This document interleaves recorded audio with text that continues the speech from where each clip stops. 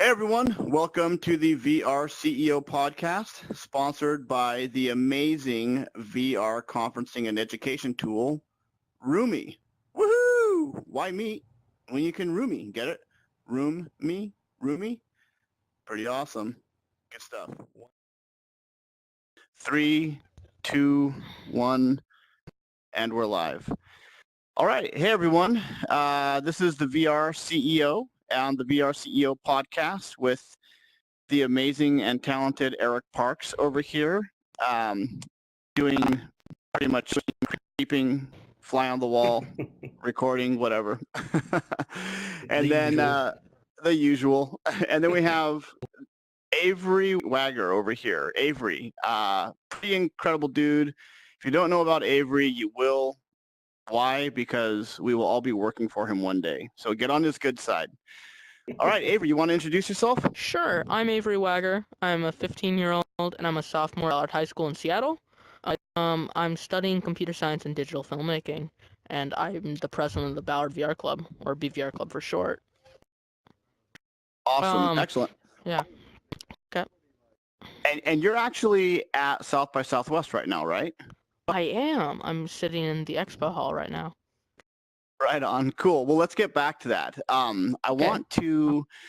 You're like a crazy impressive kid. Really interesting story. So let me actually pop in a new photo. I'm going to open up a different photo of you here, just so viewers get a sense for who we're talking to in real life. This is exactly how you were born, right? Like you were born with this on your face, I believe. Totally. Yeah. Yep. Yeah. It makes sense. It makes sense. I've met you, and I've never seen you not look like this. So, really beautiful eyes, Avery. Thank you. You've never looked better. Yeah. So you guys should add a VR emoticon.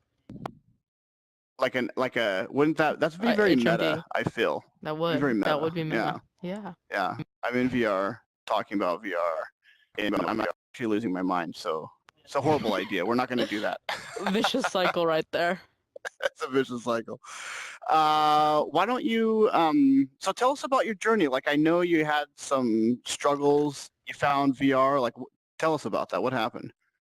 I mean, so like middle school was a tough time for me, and so I found VR kind of just by trying to escape some of the stuff that was going on. And I ended up kind of taking a Unity development class early in my 8th grade year, and it was a free class at first, and I really liked it because I was able to like have a tangible thing I built, right? And I built a little soccer game, and I had it on a flash drive. That really changed my perspective on programming.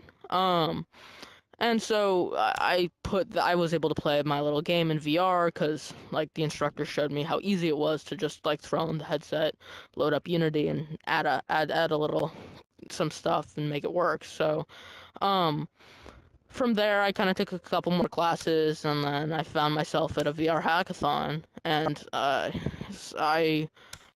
I built a sword fighting game with a whole bunch of students. It worked with the null space haptic vest. I met a lot of cool people. Then I started going to the Seattle VR hackathons and met that community. Started going to the meetups.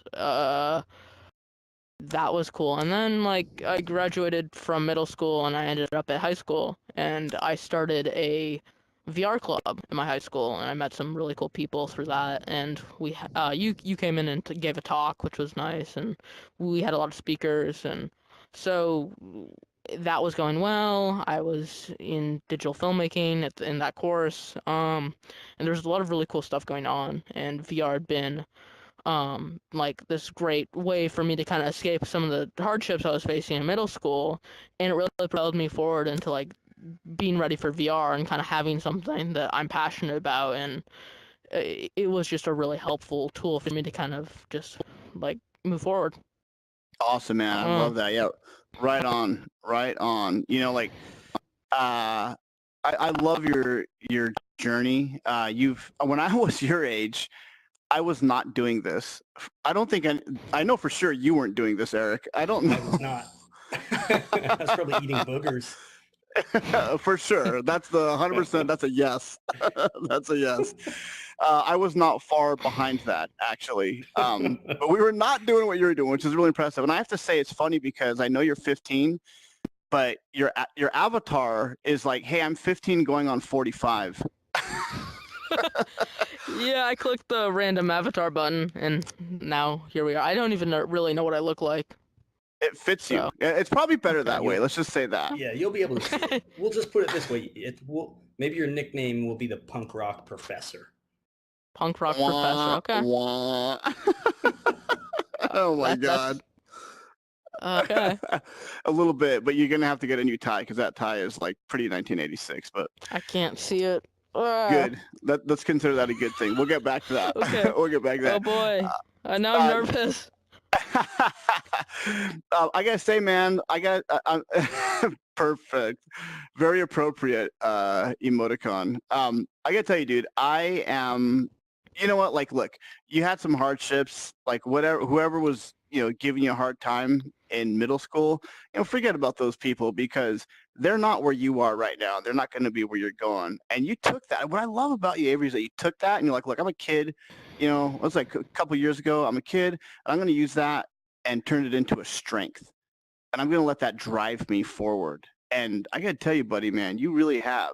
And now look at you, like you've been on Google Talks. Hold on, you've been on. Let me just open this up so everybody knows, like how far you've come in what 2 years? Is that right? Yeah. This is pretty much I'm starting my 3rd year here. 3rd year, man. So I didn't want. You're basically a celebrity, so I gave you like, SOCOM operator, blacked out eyes. Sure, right. So you're Mr. Call of Duty over here.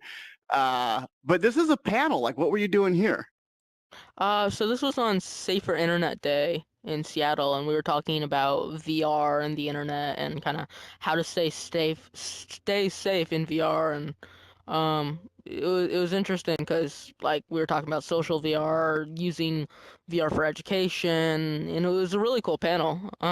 And so it was funny because in Seattle it snowed that day, and school was canceled. So there were supposed to be 200 students.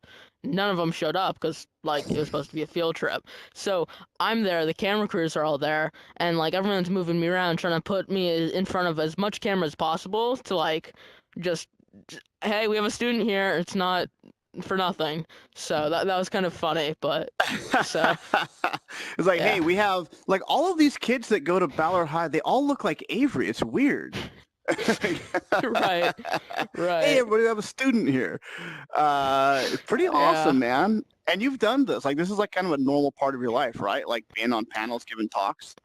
Yeah, I my first panel was actually, let me think. What was that? I've done a couple now. This one was like a big one. I kind of talked about VR in education really here for the first time. And then I can't remember the other one. I'm blanking, but it's been a while. But I've been doing this type of stuff for a bit now. Oh man, yeah. Actually just came from giving a talk at South by Southwest. So that was open that cool. Up. Tell us about that real quick before we jump into that. You mentioned your experience doing hackathons. Yeah. So my company, actually, so everybody knows, you asked us to sponsor your hackathon. I was like, yeah, sure, man, I'll buy you pizzas. I was literally thinking, well, it's gonna be like what, $40, $60 a pizza? No. You guys ate $2,000 worth of pizza. And I've never sponsored a hackathon since. So I want to put that out there, right? I mean, you kids can eat. You can put it away. I was blown away. $2,000 of pizza? You ate $2,000 worth of pizza. I saw that bill and I was like, what are you doing to me, man? Oh man, that's... All right, so So what are you doing right now? You're at South by Southwest. Tell us about that. Right. This actually was like less than an hour ago, right? So, here we are talking about a pilot program with Oculus and the Seattle School District, where we've been trying to move VR from being an extracurricular, like with the VR club that I'm running, and move that further into the classroom. Whether that's teaching existing subjects like math, science, but like history, LA, language, or whatever, using the VR headsets, and we've actually had a great success in the science kind of pod. We've actually taught about 600 students in total about climate change through virtual field trips using Oculus Go's. And so we've been doing that for this last year. And we're also working on trying to get students to learn and be inspired to be VR content creators, right? So a large part of what we're doing is trying to create a state-approved VR framework for sorry, I'm just pointing. A state-approved VR framework for VR so that we can actually teach VR development in the classroom as like a possibly dual enrollment, dual credit course. And we're happy to announce that this year, starting in the summer, there will be an intro to VR course and an intro to intro to 360 video. Sorry about that. Yeah. So that's right cool. on, man. Right on. That's Yeah. awesome. That is amazing. Amazing. Again, eating boogers over here. I'm sure I was doing something not far behind, like I said. And man, you're just doing this amazing. It's really impressive, Avery. I know your dad's there with you right now. Big shout out to James Wagar. Yeah, I know Okay. he's with you in the real world. But yeah, no need to put him on. Nobody wants to talk to him, trust me. Good dude. He's not as cool for sure. But man, I gotta tell you, dude, nice work. So like tell me about the climate change stuff. And by the way, for anyone who is all you climate change doubters and skeptics, just look out your window, right? Like, come on. I mean, we've had a crazy weather this year. So what are you doing with climate change? With climate. Oh, who's toggling? What? Go ahead. Sorry. So Matt, the South by Southwest security team, the expo just closed down, and they are asking me to leave. So if I could have like 5 minutes to just kind of go move somewhere else. Yeah, no problem. We'll put this on pause, go move somewhere else, and we'll come back. Totally cool, man. All right. Cool. Awesome. I'll see you in a bit. All right, see you in a bit, bud. All right, guys, we're back. We're recording. All right, cool. You ready to get things moving? Yeah, let's do it. All right, cool. So awesome. So everybody knows we had to take a quick break. Avery was in the expo hall. He got booted by the jackbooted thugs over there, kicking him out of the hall. So now he's in the common area. But anyway, yeah. So let's continue. So Avery, you're telling us about all the projects you've been doing. Question Eric and I were both talking about just now is, tell us a little bit about what you were doing with climate change. So we've been doing in biology. One of the first units you learn about at Ballard is climate change, and biology is usually filled with freshmen and sophomores,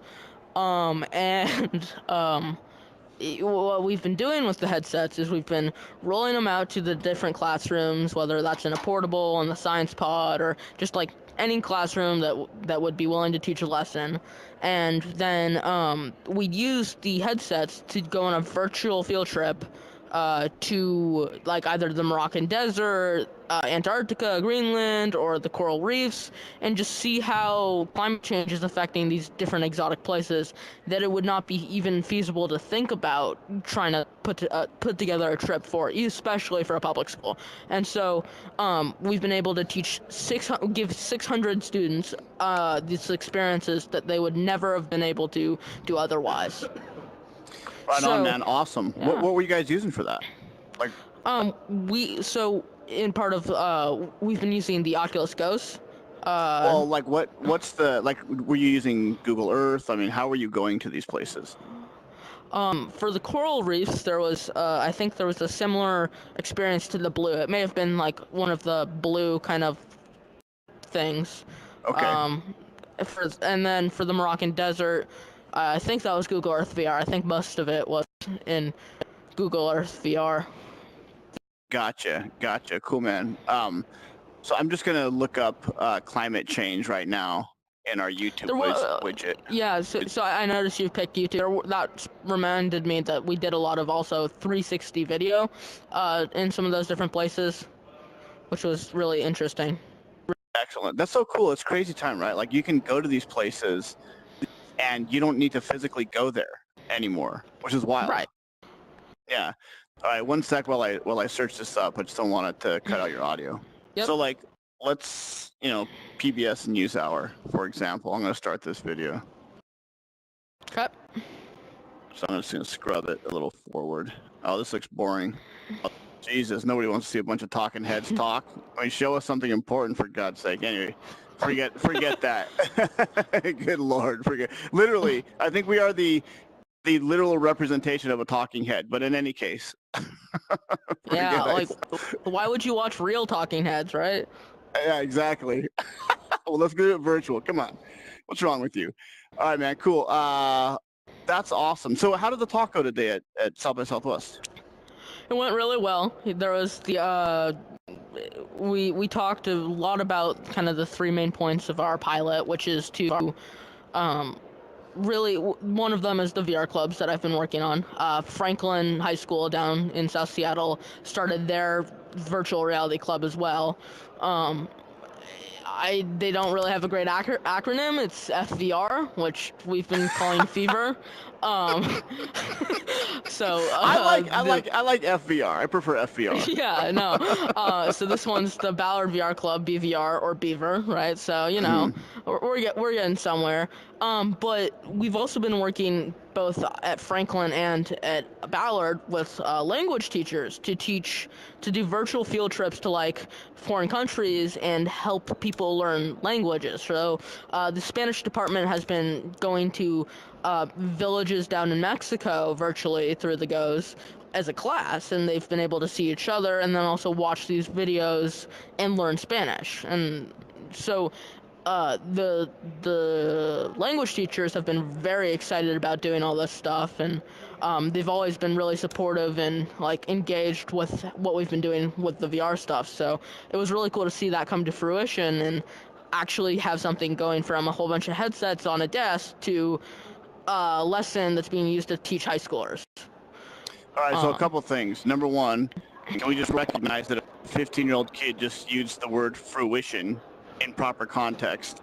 And number two, one thing I love about language learning in VR is that it's so immersive, right? Like, it's interesting because if you're learning it in a classroom setting, it's fine, it's okay, but you're not learning it contextually, right? So the nice thing is you can actually travel virtually to Spain and just hire somebody from Barcelona to teach you Spanish or Catalonian or whatever, and they're yeah, exactly, yeah, big what was that? Big bicep to that. I'm gonna give that a big bicep. Excellent. All right. Yeah, but like, well done, sir. But like, you can express like different cultural norms, and you can. I mean, my family's from Spain. We're from the Zaragoza region in Spain, so everybody talks like this. I mean, you don't have anything near you. You don't walk into any glass shops when you talk because everyone's like throwing their hands around and just getting crazy. And that's a cultural norm you don't necessarily get. And they actually speak very, very differently than a classroom. I learned Spanish. I took Spanish in high school, but it was not at all how we spoke at home. Not even close. Yeah. I mean, so you it's probably got interesting. an A. I don't remember my grade, but I can tell you I was not an A student in high school.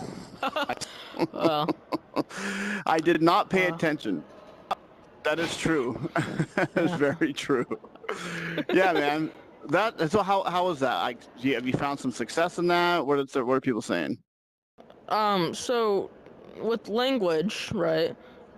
Since we're still on the topic, really, one of the interesting things, well, this all kind of reminds me of my first VR hackathon where a team built a game where you'd pick up different objects and it would translate the object that you're holding. So like if you pick up a bone saw, it would say the word bone saw in Spanish, French, or whatever. And so basically they used the Rosetta Stone API to build a translation app in VR where you just pick up an object, it had a word correlated with it in English, and it translated that to different languages. So there's been similar tools recently on the Go's that we've been using in French classrooms as well. It's like and there's not a whole ton of 360 content for France. I mean, there is, but not with like the language included, right? It's more of like tours of Paris and stuff like that. But what we've been using is we've been like you pick up like a rock, and it says rock in French, or apple, like et cetera, and that's been a really helpful tool for students putting stuff in context, right? And it also works with like adjectives, right? So if I like click on or pick up a red, I don't know, I'm trying to, like, a red flower, it would say red flower in French. I'm not taking a language right now, so I can't do any translation on the spot, but, like, it's okay. Well, I will say that you used to be impressive, and now, you're not that impressive. If you were speaking French, it would be good, but yeah. Oh, man. We'll see. We'll see if you can, we'll see if you can redeem yourself later on. Really cool stuff, man. Yeah, really cool stuff. Yeah, we will see. We will see. Really great stuff. Again, there's nothing like immersion in language. It's just, it obviously makes sense. You learn in Spanish, go to Spanish restaurants, try to speak Spanish, as little of any other language as possible. So yeah, obviously VR is good for that, contextually. That's great, man. So like, where are you going? Where do you want to take this? All of this experience? I don't know. I mean, VR is getting closer to the mainstream with 6DoF standalones coming out in the near future. We're going to definitely see a big push for VR to go into the mainstream, more on a consumer level than just kind of like an enterprise level. And I think that with that, just being able to build VR applications and have that experience is going to be really helpful for trying to, because this is a new medium, right? And it's interesting how this new medium is also encompasses all the other mediums, because we're trying to watch a YouTube video in VR, and like YouTube in its own right is its own platform, its own medium for watching media. So this new thing that we're creating is going to open a whole new possibilities. There's a reason it's called virtual reality, and that's because the possibilities of what you can do in it are endless. And so I think it's really exciting to see like where we can go with this, and I think that having the experience in kind of the developer world and the developer side of things, and at the same time like know what it's like for other people to try it, is going to be really helpful just kind of as this moves further into the mainstream. Right on, man. Awesome. Yeah, I'm with you. It's interesting because this reminds me of the early .com days when everybody was building websites. Sure. It was very new. No one knew where. The people for sure didn't expect it to come here. That's for sure. Right. And it was a gold rush, and everybody was creating all these great things. And now, imagine your life without it, right? You can't. Right. So, it's pretty exciting. I agree with you. It's exciting to kind of think about what the next 5, 10, 15 years is going to hold in store for us. Yeah. All right, man. So, like, what? Give us something to embrace and something to avoid. Can be anything. Could be a VR app, could be a book, could be, a street in LA. Whatever. One thing to embrace, one thing to avoid. What do you think? You gotta embrace Torchy's tacos, and here in Austin, they're awesome. Torchy's tacos? Yeah. Hey, shout out to Torchy's. Eric, can you do a desktop share and bring them up? Torchy's tacos. So why Torchy's tacos? What's so special about these things? I was over at a family friend's house, and they ordered friend's house tacos, and they're supposedly the best tacos in Austin, and I think I agree. Right on, man. I've never been to Austin, actually. That feels depressing to me. I've never been there. Something I should definitely do. All right, cool. So what should we avoid? One thing to avoid. Wow. Okay. Um. Hmm. Uh, I'd avoid trying to predict what the future of VR holds, like, because right now we're in the very early days of VR, and we have no idea where it's gonna go, and you must speculate about it's gonna be this, it's gonna be that, but we really don't know. And if you try to build a project now that's going to hopefully kind of be useful in the future, that might not even be relevant in the next couple of years because of development years, because oh, is this gonna be? I think he's bringing up torchies. Yeah. I agree with you. I totally agree with you, man. Nobody knows. Yeah. Oh, hey, wow, look at this. Click on the tacos here. This looks delicious. Not a taco, Yeah. damn good taco. Yeah. Wow, let's do a damn good taco. Yeah. That looks amazing. Yeah. No. So the trailer park's really good. That seems like up your alley. I know your dad very well, so I can see why you would have liked that. It makes sense. Yeah. No, it is good. That looks good. So how And does it then compare this one. to which one? The crossroads here. Crossroads right here. Ooh, that looks delicious. That looks incredible. Yeah. No. Sorry, are come on. How could you not like that? I mean, come on, that's amazing. If you don't like this, I don't want to be your friend. This looks incredible. I love this. Jeez. That is, so are you a salsa guy or a no salsa guy on your tacos? I'm a pretty big salsa guy. Yeah. All right, good. Yeah. Yeah, that's the only way to do it. Just drench them. Just drench them. Right. Drench them in salsa. Yeah. No. Awesome, dude. Great stuff. I love this recommendation. I'm 100% going to go to Austin just for these tacos, so appreciate that. Thanks, bud. All right. Awesome. All right. Awesome, brother. All right, man. Hey, thanks for coming, Avery. Anything you want to leave us with? Questions for us? Any comments for the viewers? I don't know. Well, it was awesome. Thank you. Right on, brother. All right, man. Question. Cool. One question I'm going to fire what's- your way before we let you go. Do you Yeah, have what's any up? other advice for maybe 15-year-old kids or teenagers or even young adults who are looking to get involved in this space? Maybe not necessarily in Seattle or Ballard area, but, throughout the States or abroad. Any recommendation on how they can, add value to this industry, to this space, or how they can get more involved in it? I mean, Great. That's a really good question, man. It is. Yeah, It is a great good question. And for getting involved in VR, at least, or just really kind of in anything, it's like you gotta be used to being surrounded by people a lot older than you, and you gotta kind of understand that that's gonna be normal, and really not to be scared, because that is what it's gonna be if you're trying to do something that's like advanced for your age. And I feel like that if we have a VR club, nice. Especially with how I got into VR, it's like I started the VR club to help bring other students, people my age, into this community that I found and really enjoy, and it was really cool to see how that ended up working out, right?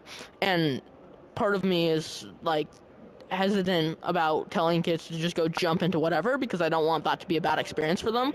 But if they are confident that it's something that they're passionate about, go for it. Just take a deep dive, just go right in, go for it. Is there any way, let's say, other teenagers have questions that they would like to ask you? Is there any way that they can interact with you in VR Yeah. or online in some fashion? If they felt like direct message me on Twitter, that works. How do I erase this? Hold on, let me get it out. Okay, go ahead. You can draw. I'll work on it. I'm not. This is hard.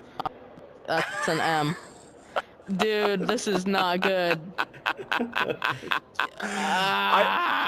Your cursive skills, man. They got some work. You want to bring it up maybe on Twitter? You want to bring it up on Twitter, Eric? Go ahead. Yeah, let me get out of here. This is sad. I don't want you to embarrass yourself any more than you already are, so I'm just gonna. Too late. I can't speak French, Oh man. But you tried, right? I mean, come on. Yeah. I tried, but I don't blame myself. I blame this shoddy Oculus Go controller that only I can't move its point, I can only like I can't go like. It's only like yeah, I don't know. you basically look. It's like you look like T-Rex. I mean, you have a little kind of Right. little I'm a T-Rex, arms. like, but I Oh, only let's high five. I'm a Let me T-Rex get in your personal amputee. space. Yeah, it's not good, man. Yeah, Like you. I only have one T-Rex arm. It's like 2. I might be able to like put something together, but I'm a T-Rex that lost his hand. You're a T-Rex one-arm bandit. You know, you're Yeah. great with the slot machines. Yeah. You're perfect with that stuff. Yeah. Great Totally. question, Eric, about you know,